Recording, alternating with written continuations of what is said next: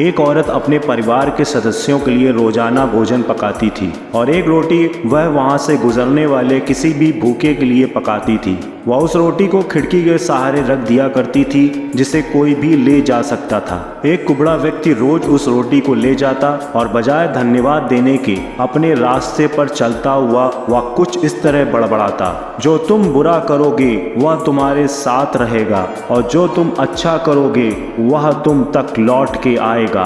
दिन गुजरते गए और ये सिलसिला चलता रहा। वो कुबड़ा रोज रोटी लेकर जाता रहा और इन्हीं शब्दों को बड़बड़ाता, जो तुम बुरा करोगे वह तुम्हारे साथ रहेगा और जो तुम अच्छा करोगे वह तुम तक लौट के आएगा।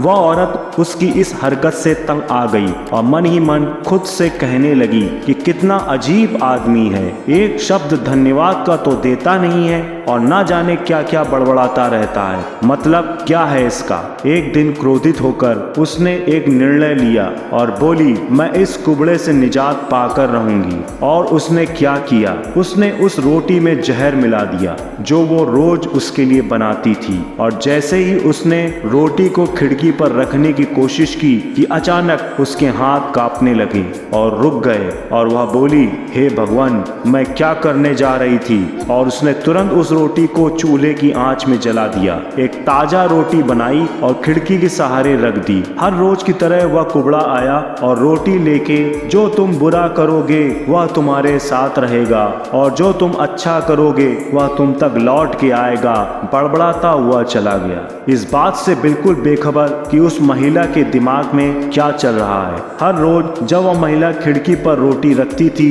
तो वह भगवान से अपने पुत्र की सलामती और अच्छी सेहत और घर वापसी के लिए प्रार्थना करती थी, जो कि अपने सुंदर भविष्य के निर्माण के लिए कहीं बाहर गया हुआ था। महीनों से उसकी कोई खबर नहीं थी। ठीक उसी शाम को उसके दरवाजे पर एक दस्तक होती है। वह दरवाजा खोलती है और भौचक्की रह जाती है। अपने बेटे को अपने सामने खड़ा देखती है। वह पतला और दुबला हो गया था, उसके कपड़े फटे हुए थे और वह भूखा भी था। भूख से वह बहुत कमजोर हो गया था।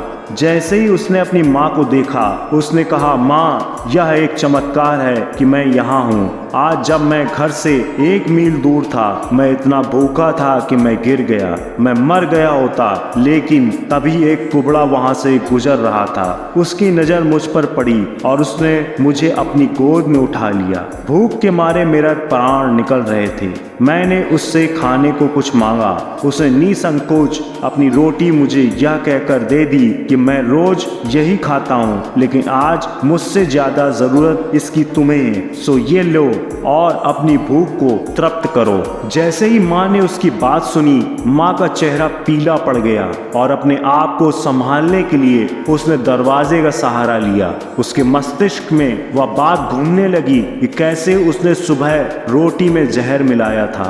अगर उसने वह रोटी आग में जला के नष्ट नहीं की होती तो उसका बेटा उस रोटी को खा लेता और अंजाम होता उसकी मौत। और इसके बाद उसे उन शब्दों का मतलब बिल्कुल स्पष्ट हो चुका था, जो तुम बुरा करोगे वह तुम्हारे साथ रहेगा और जो तुम अच्छा करोगे वह तुम तक लौट के आएगा।